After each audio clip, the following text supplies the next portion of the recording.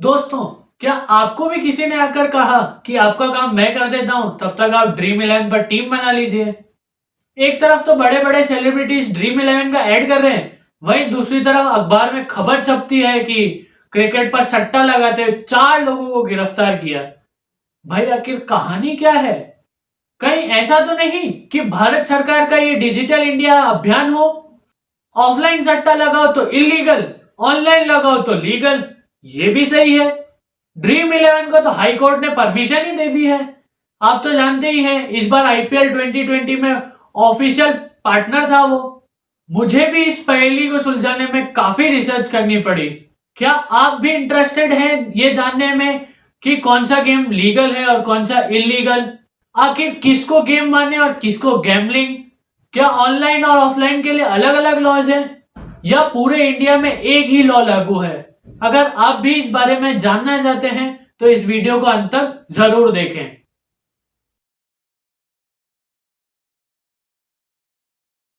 नमस्ते, मेरा नाम प्रणय भगत, साइबर लॉ एंथुजियास्ट, टेक्नोलीगल एडवाइजर और लॉ स्टूडेंट। कुछ दिन पहले ही गूगल ने अपने प्ले स्टोर से पेटीएम को हटा दिया था, कारण गैम्बलिंग रूल्स का वायलेशन। ऑनलाइन गेमिंग प्लेटफॉर्म जैसे ड्रीम इलेवन, पेटीएम की बढ़ती पॉपुलैरिटी को देखकर ऐसा लगता है कि ऑनलाइन गैम्बलिंग की ये प्रॉक्सी चला रहे हैं। ये online gaming platform financial transaction को इनवाइट करते हैं, लेकिन अभी तक कोई स्पेसिफिक लॉज एंड रेगुलेशन नहीं है, इसलिए इन्हें गेम ऑफ स्किल्स की कैटेगरी में रखा गया है। इंडियन कॉन्स्टिट्यूशन के शेड्यूल 7 में गैम्बलिंग और बेटिंग को स्टेट सब्जेक्ट के रूप में रखा गया है। इसको गवर्न करने के लॉज है पब्लिक गैम्बलिंग एक्ट 1867। हर स्टेट के अलग अलग लॉज हैं। किसी ने तो लॉटरी को रेगुलेट किया है, किसी ने तो बैन कर दिया है, किसी के यहाँ ऑनलाइन लॉटरी ही चलती है। यही हाल कुछ कसिनो का भी है, लेकिन सभी ने गेम ऑफ स्किल्स को गैम्बलिंग की कैटेगरी से बाहर ही रखा हुआ है। हालांकि ये 150 साल पुराना लॉ है, इसमें कहीं भी स्पष्ट नहीं किया गया है कि स्किल बेस्ड गेम कौन से हैं और चांस बेस्ड कौन से हैं।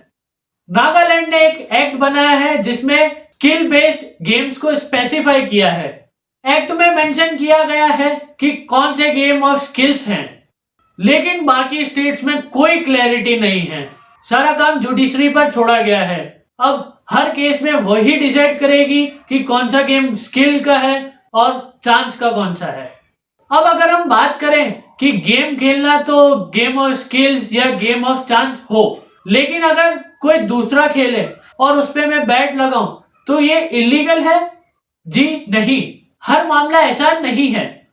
ऑनरेबल सुप्रीम कोर्ट ने हॉर्स रेसिंग की बैटिंग को गेम ऑफ स्किल माना है।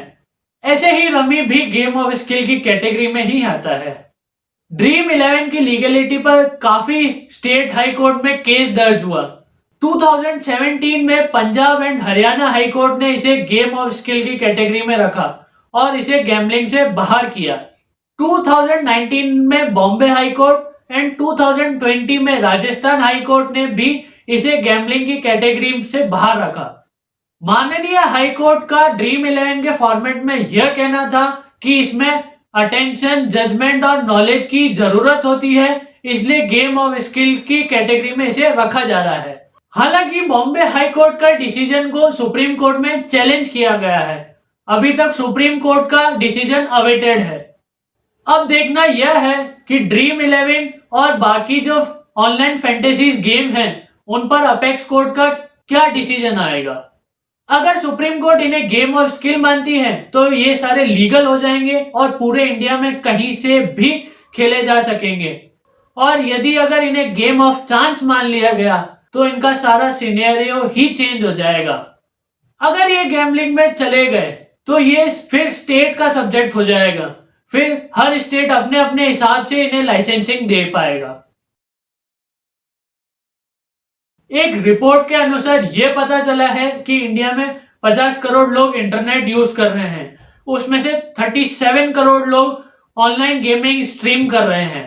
लगभग 400 स्टार्टअप ऑनलाइन गेमिंग इंडस्ट्री में एक्टिव हैं और यह माना जा रहा है कि कई में तो फॉरेन फंडिंग भी है। रेवेन्यू के आधार पर देखें तो यह इंडस्ट्री 6500 करोड़ की है, लगभग एनुअली 24% ग्रो कर रही है। बहुत बड़ा पार्ट जो इलीगल फॉर्म में चल रहा है या फ्री गेमिंग, कैजुअल गेमिंग, अगर इन सबको भी जोड़ें तो लगभग 150 बिलियन डॉलर की ये इंडस्ट्री है। गेम ऑपरेटर को जीएसटी पे करना है और जीतने वाले को इनकम टैक्स। ऐसा नहीं है कि ऑनलाइन गेमिंग क्योंकि व्हाइट मनी है, इस पर गवर्नमेंट को टैक्स मिलता है इसलिए चलने देना चाहिए। अगस्त 2020 में हैदराबाद पुलिस ने कुछ चाइनीज बंदों को अरेस्ट किया जो कि इलीगल ऑनलाइन बैटिंग साइट्स चला रहे थे। चाइनीज बेस्ड कंपनी के अंडर कुछ 15-20 कंपनियां अलग अलग नाम से रजिस्टर करवाई इंडिया में, फिर उनकी अलग अलग वेबसाइट बनवाई और उसमें मेंबर्स जोड़ते गए। फिर पैसे अलग अलग अकाउंट में आने लगे, फिर उन्हें 2-3 कंपनी के अकाउंट में रोटेट करके और मनी को ओवरसीज कर देते थे। ईडी ने 1100 करोड़ के ट्रांजैक्शन ट्रैक किए हैं जो कि इसी साल हुए हैं। इनमें से मात्र 30 करोड़ ही अटैच हो पाए हैं जो कि इंडियन बैंक अकाउंट में थे। अगर ऑनलाइन फैंटेसी गेम को गैम्बलिंग माना जाए और स्टेट को इसी पर रेगुलेशन बनाने दिया जाए तो दो फायदे हो सकते हैं। पहला, अनऑथराइज वेबसाइट को रोका जा सकता है और पब्लिक के साथ फ्रॉड भी रोका जा सकेगा। दूसरा, गेम ऑपरेटर से लाइसेंस फीस ली जा सकेगी और इनाम के अमाउंट पर इनकम टैक्स हायर स्लैब पर भी लगाया जा सकेगा। बहुत सारी इंडस्ट्री में गवर्नमेंट खुद की रेगुलेशन बनाने की बजाय सेल्फ रेगुलेशन अथॉरिटी को जिम्मेदारी दे देती है कि वह अपने ऑपरेटिंग रूल्स और एथिक्स फ्रेम करे और अपने रजिस्टर्ड मेंबर को मॉनिटर करे।